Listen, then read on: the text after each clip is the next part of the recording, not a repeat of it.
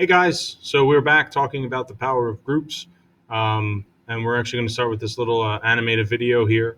Um, so uh, it talks about exclusion. So we're going to start by we've talked before about conformity, we've talked before about obedience, but now we're talking about like being in a group, what happens when we're in groups, how do we act in groups, those kinds of things. So to start with, we're going to start with this idea about exclusion.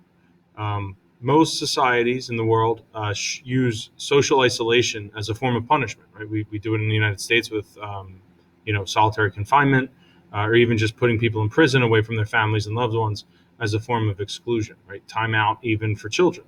Um, so researchers have created this kind of virtual reality game where participants are passing a ball back and forth. So it looks kind of something like this. Okay. Wow, look at that animation. Yay.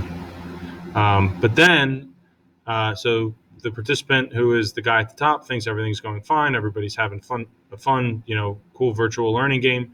But eventually, these two just pass the ball back and forth. And they're doing this inside of basically what we don't know this yet, an fMRI machine, which measures brain activity. And they measure what it feels like when you are excluded. They were able to find a part of the brain that once that person was excluded from the catch from the ball game, they measured it in the brain, and it was this part of the brain here that's the anterior cingulate cortex. You'll need to know that later when we do bio, but right now, what you need to know is that's part of the brain that feels pain, like physical pain, like you hurt your leg. It activates the anterior cingulate cortex. Um, so emotional pain and physical pain are processed in the brain in the same spot, and we feel pain when we're rejected from a group, right? That's why it's hard to speak up if your friends are doing something wrong.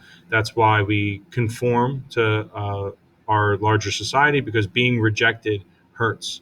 So you can see here that you look at anterior cingulate cortex activity and social distress, and you have a pretty strong positive correlation. Plus 0.88 is our correlation coefficient there. So very strong effects here between social distress and activity in the part of the brain that we know handles um, physical pain. So let's talk about groups. We know that being in a group is going to affect our behavior. That's probably the most obvious statement I've said so far this year in psychology. But the question is how? And there's two main ways that being in groups affect our behavior. One is something called social facilitation. Uh, social facilitation means that being in a group makes certain tasks easier. These tasks are repetitive tasks that can be practiced. Easy tasks, things that are easy, become easier when you're in a group. Um, if it's difficult or complex, it becomes harder. So if I were to give you guys a set of simple addition problems, being in the classroom, you'll actually complete them faster and with more accuracy than you would if you were isolated by yourself.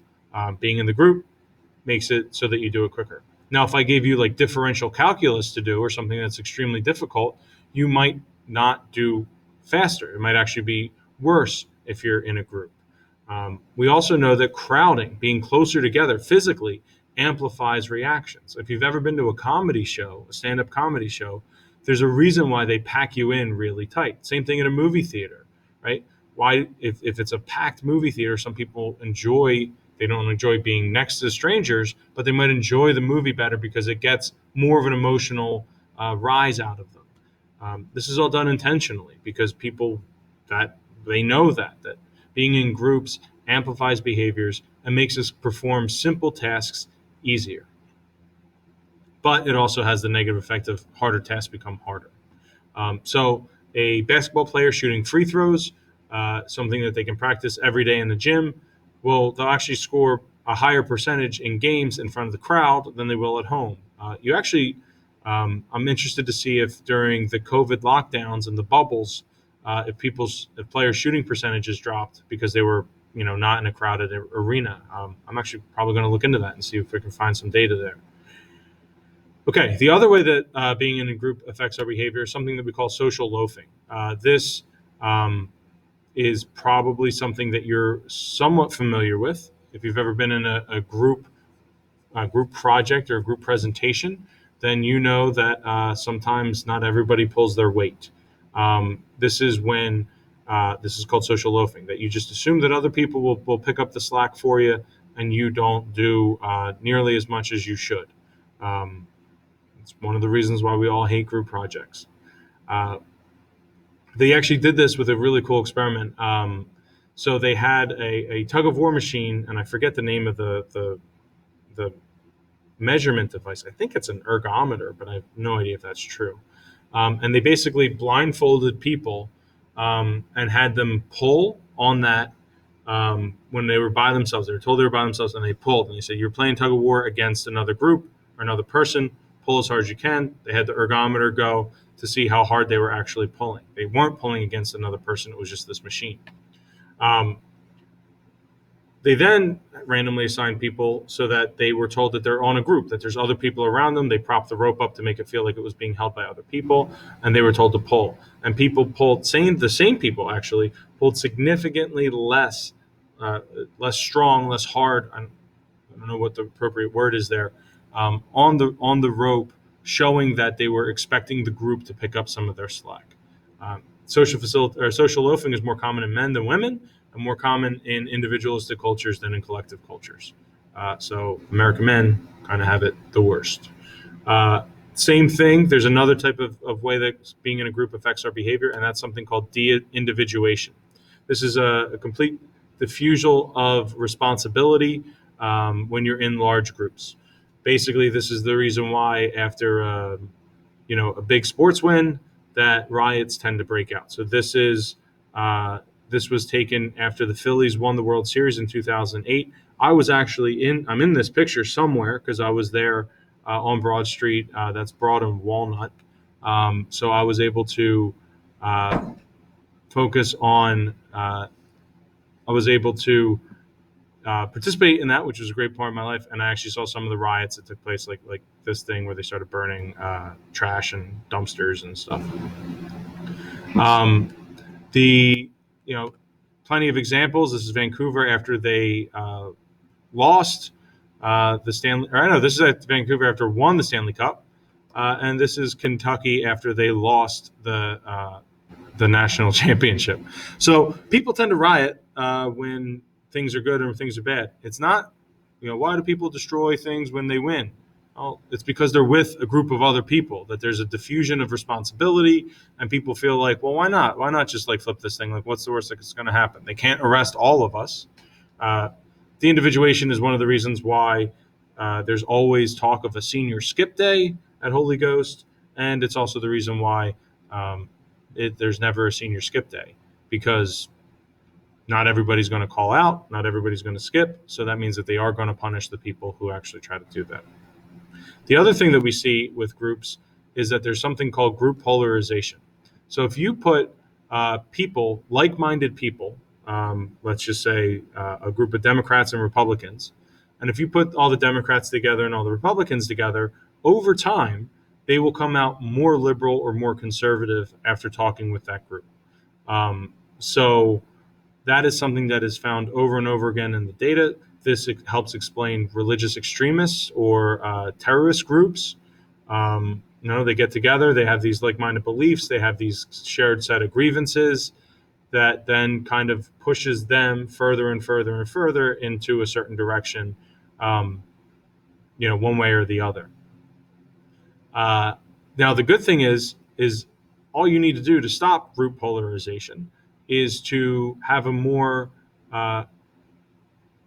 mixed or more diverse group, that it actually kills group polarization if you have a group of people who are, difference of opinion. One of the reasons why group polarization is so strong now, think political polarization, is one of the explanations is because of social media. You only follow people that you tend to agree with. So then that's all the information that you're seeing is stuff that you already agree with, which then makes you more polarized, right? More in the one camp than the other than otherwise would be the case. The last thing really is something called groupthink. Groupthink is where you basically defer to the logic of the group, even though you might disagree. It's kind of related to conformity. Um, the desire for consensus, right, that everyone's going to agree, uh, prevents people from speaking up. One of the most famous examples of this is the Bay of Pigs invasion, the failed invasion of Cuba by JFK in 1962, I believe. Maybe 1961, doesn't matter. Basically, what happened was everyone in the room kind of thought it was a bad idea, but nobody wanted to speak up in front of the president, so everybody went along with it. And therefore, we have one of the most disastrous foreign policy blunders in our country's history. So groups have both a positive and a negative effect on our behavior. Being aware of those is one of the most important things that we can do to make sure that our behavior is not being influenced negatively. And also, it's important to note that individuals have a lot of power. If you look at um, what is actually called minority influence, basically like one or two people standing up against the group can actually sway the group to their side. It might not make you popular, but it'll make you influential. You think of Gandhi, right? Gandhi was someone who was not very popular in India or in Britain or in the world, really, until more and more people started seeing that he was right and moved on to his side. And now he's one of the most well-renowned world, peacemakers and great, one of the greatest humans potentially ever, with some flaws. But regardless, right?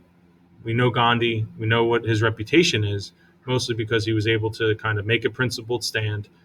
He started early. He advocated, and eventually the rest of the people saw that they were right. So not all is lost. Individuals have a lot of power here. It's just important to know that the way that groups affect us, so that we can then be prepared to counteract those negative effects that a group can have. Speaking of negative effects, next video, we'll be talking about antisocial relations. These are things that harm group cohesion. So these are things like discrimination, prejudice, racism, aggression, conflict. We're going to be talking about why those things exist and how we can study them in psychology. All right, guys, I'll catch you then.